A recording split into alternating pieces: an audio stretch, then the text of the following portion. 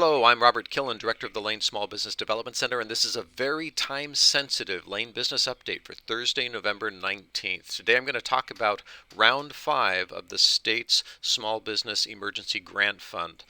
In the previous rounds, larger businesses, businesses with more than 25 employees, and businesses in some cases that had received any federal funds through the PPP or EIDL were not allowed to participate. And it was different with every round. In round 5, they are expanding eligibility to include businesses up to 100 employees and businesses that have received between $100 and $1 million in EIDL funds. For eligibility, broadly, think of it in two categories. If you are a smaller business, fewer than 25 or fewer employees, as I understand it, you would be eligible if you received between $100,000 and $1 million in federal funds and were kept out of previous rounds. I don't believe if you received fewer than that or no federal funds that you would be eligible. I'm not certain about that, but that's what the description looks like. We haven't seen the application yet, so I can't be certain. The second category and the larger category are going to be businesses between 25 and 100 employees, whether or not you've received federal funds. There is a cap on the amount of federal funds you could have received, which is $1 million. So if you've received more than that, you are not eligible. But any business between 25 and 100 employees that received no more than $1 million in federal PPP or EIDL funds will be eligible for this round. Now here's the thing.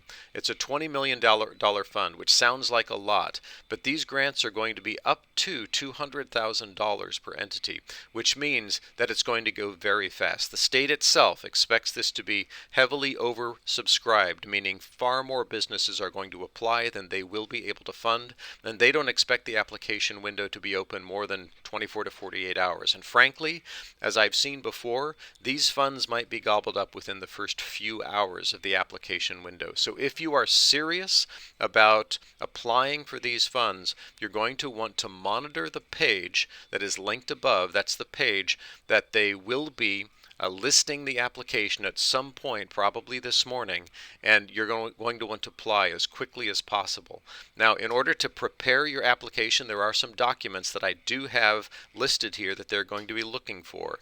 The first are your financial statements, your P&L or income statement for both 2019 and year-to-date 2020, because they're going to want you to be able to prove at least a 25% decline in revenue between this target period in 2019 and the same period in 2020. That period is from March through August. So depending on what you received March through August in 2019, you're going to be able to prove at least a 25% decline in that same period for this year. So that's the first thing to gather are your P&Ls. The second are your loan documents for any EIDL or PPP monies that you did receive. They're going to want to see those. And finally, your employment records. They're going to want to see your OED Form 132 to verify your employment numbers for Q4 of 2019 and quarters 1, 2, and 3 of 2020. They're going to need to see that information.